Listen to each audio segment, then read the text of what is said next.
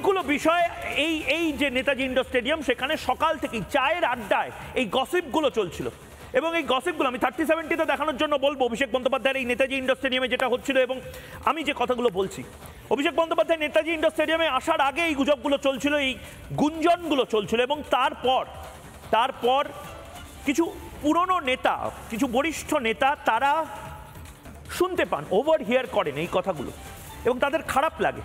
তারা বুঝতে পারেন অভিষেক বন্দ্যোপাধ্যায়কে ঘিরে যে জল্পনা, যে গুজব, যে গুঞ্জন, যেটা ফিসফাস্ট একটা চিৎকারে বদলে যাওয়ার মতন অবস্থা, সেটা খারাপ হচ্ছে দলের জন্য। এবং তারা নাকি সরাসরি মমতা বন্দ্যোপাধ্যায়ের কাছে যান এবং মমতা বন্দ্যোপাধ্যায়কে অনুরোধ করেন অভিষেক বন্দ্যোপাধ্যায়কে কনভিন্স করতে, অভিষেক বন্দ্যোপাধ্যায় যেন নিজের অবস্থানটা অন্তত বলেন যে না, আমি বিজেপিতে যাচ্ছি না।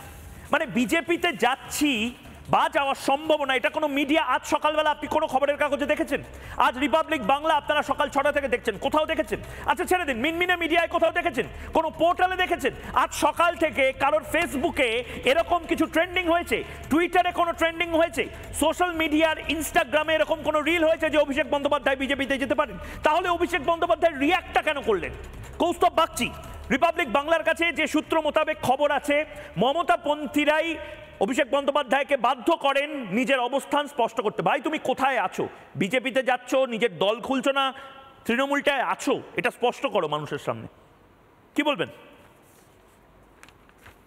আমি প্রথম কথা এক এক করে আসি। হ্যাঁ, প্রথমে এই জনৈক অভিষেক বন্দ্যোপাধ্যায় এসব নিয়ে যে এতক্ষণ ধরে কথা হচ্ছে, আমি বহু অভিষেক বন্দ্যোপাধ্যায়কে চিনি যাদের 15 কোটি হজম করতে 15 বছর লেগে যাবে, তাও বদহজম অম্বল সব হয়ে যাবে।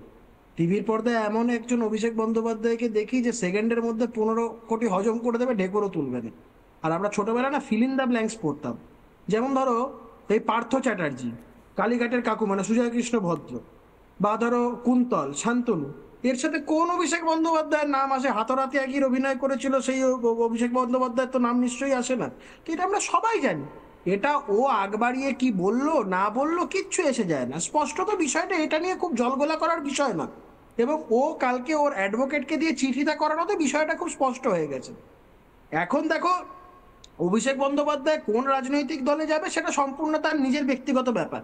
কিন্তু আমার মনে হয় যেভাবে রাজনীতির যে গতি প্রকৃতি, অভিষেক বন্দ্যোপাধ্যায়ের গতকাল ওই চার্জশিটটা দেখার পর থেকে মাথা কাজ করছে।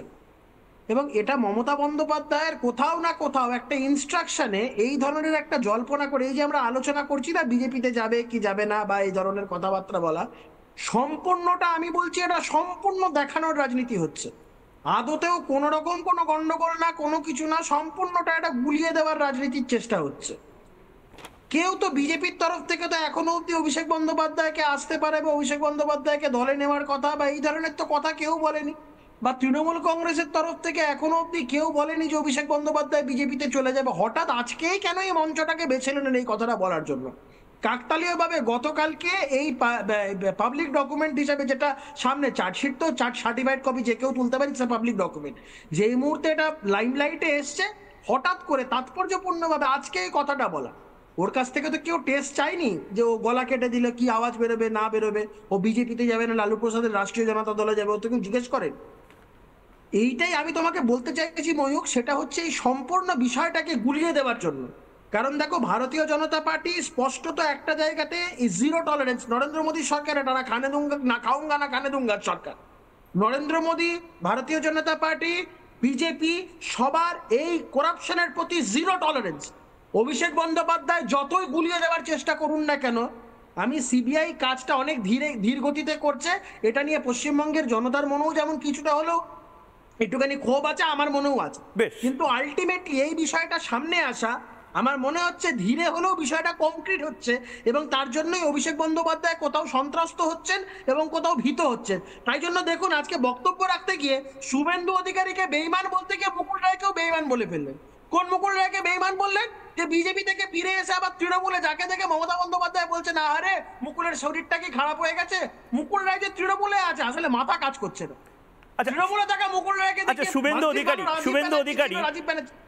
শুভেন্দু অধিকারী ঠিক কি বলেছেন আমি জিজ্ঞেস করেছিলাম। শুভেন্দু অধিকারী জবাব চায় বাংলাতে এই যে সাবজেক্ট, সেই সাবজেক্টের উপর কি বলেছেন কৌস্তব একবার শুনেনি। ভারতীয় জনতা পার্টি কে এইসব পচা মালকে নেবে? কে বলেছে? কবে কথা হয়েছে? কে কাকে জানিয়েছে? এত দুর্দিন হয়নি। ও জানে মেম্বারশিপ কত হয়েছে ভারতীয় জনতা পার্টির? ফালতু এসব মাল, চোর ডাকাত, 11-র পরে আসা মাল, বড় বড় লেকচার, প্যান্টের পকেটে হাত ঢুকিয়ে। কোথায় বিরোধী রাজনীতি করেছে? কোন কলেজের গেটে রাজনীতি করেছে? নানা ধরনের কন্টেন্ট দেখার জন্য লাইক করুন, শেয়ার করুন আমাদের ফেসবুক পেজ, সাবস্ক্রাইব করুন আমাদের ইউটিউব চ্যানেল। পাশাপাশি অন্যান্য ব্রেকিং নিউজের জন্য অবশ্যই চোখ রাখুন রিপাবলিক বাংলায়।